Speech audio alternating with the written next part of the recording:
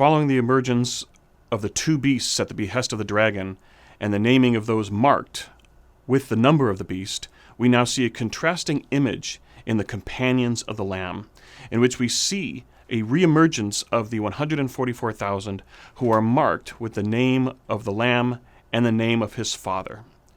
So we see contrasting images now in this part of Revelation between the Lamb and the beast, the Lamb who was slain, and the beast that had a mortal wound that was really not mortal, that was healed. And we see the contrast between the companions of the Lamb and the followers of the beast, between the sea out of which the beast emerged and Mount Zion, in which we see the Lamb and his companions, the sea being an image of chaos and a realm of chaos and death, and Mount Zion being a place of cosmic order. We also see a contrast between the fallen, the angels who followed the dragon, and the companions of the Lamb who rise and are brought up to God. They also contrast with later images that include harlotry, those who have sold themselves to the paganism of worshiping the dragon, and the companions of the Lamb, who here it says that they have not defiled themselves by improper sexual activity. They are virgins, and they are images of fidelity to the Lamb, whereas the followers of the beast are images of idolatry. The companions of the Lamb sing a new song, a song that, unlike other places in the book of Revelation, is not spelled out for us to read or participate in. So it implies a certain exclusivity of these companions. Also, there's a reference to the first fruits, which implies a sacrificial quality to the companions of the Lamb. And if these companions are people who have in fact suffered for their faith, or have given their lives and washed their robes white in the blood of the Lamb, as was referenced prior in the first image of the 144,000, then we see this reference to first fruits implying a sacrificial quality to the sacrifice of those Christians who give of their lives or engage in suffering at the hands of the Roman persecutors for the sake of the Lamb. Be that as it may, we now emerge into a period in which we see a major difference between those who give in to persecution and worship the beast, and those companions of the Lamb who remain faithful in worshiping the Lamb and are loyal to his Father.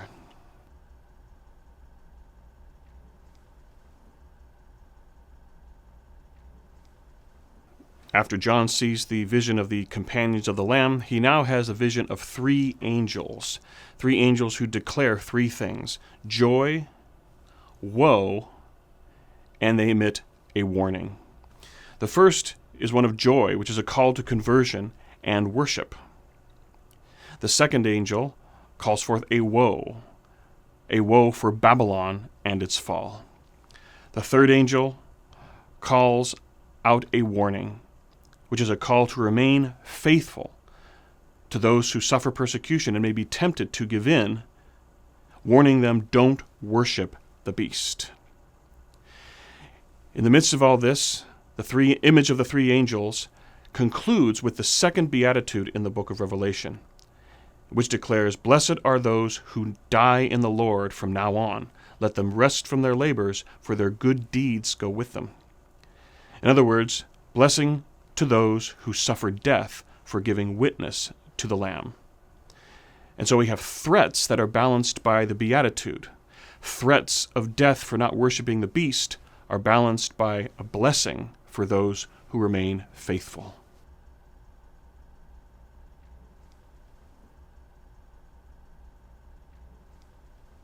Following the vision of the three angels, we now have John's vision of the harvest of the earth, where the followers and companions of the Lamb are lifted up to Mount Zion, and the three angels call for fidelity with a warning for those who give in to idolatry of the beast. We now have the judgment on those who do give in and who do worship the beast. We have the great image of the harvest with the great image of the winepress, both of which are symbols that are drawn from the book of the prophet Joel, symbols of a holy war between the divine and all the nations that have done violence to the Jewish people. We now see these images as symbols of the cosmic and heavenly war between the divine and the nations who seek to do violence to the followers of Christ. In the book of Revelation, this divine judgment is upon the entire earth. The image of the winepress symbolizes the wrath of God.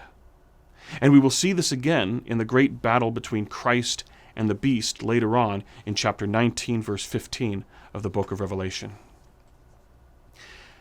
As John bears witness to the harvest of the earth, he sees one like a son of man, which we have heard of before in the book of Daniel, chapter 7. When he has his vision of the four beasts, he sees one like a son of man. And like Daniel, it is not so much a title, but a description. And this one like a son of man has a crown on his head. This is one who is an image of someone made in the very image and likeness of God. So for the purposes of the book of Revelation, as in the purposes of Daniel, it is a son of man, not necessarily the Son of Man. So it's not an obvious conclusion that this figure is Christ. But later on in chapter 19, verse 15, it will clearly state that it is Christ who will tread out the winepress. Here, in chapter 14, verse 14, in the harvest of the earth, it can be concluded that the one like a son of man is an angelic being who wields the sickle and brings about the judgment of God's harvest. The taking of the sickle, again, is drawn from the book of the prophet Joel, chapter 4, verse 13, an image of judgment of all the nations, and therefore is an image of great violence.